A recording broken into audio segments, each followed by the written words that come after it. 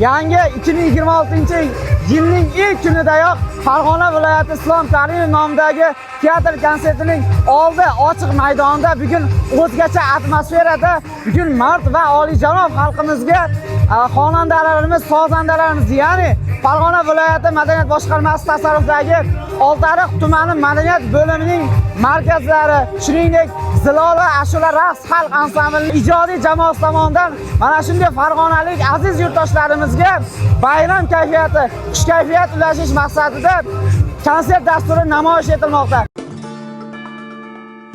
Yana odimlaydi soat millari, hayot sabog'ini eslatar go'yo. Yillar to'ldiradi umr daftarin.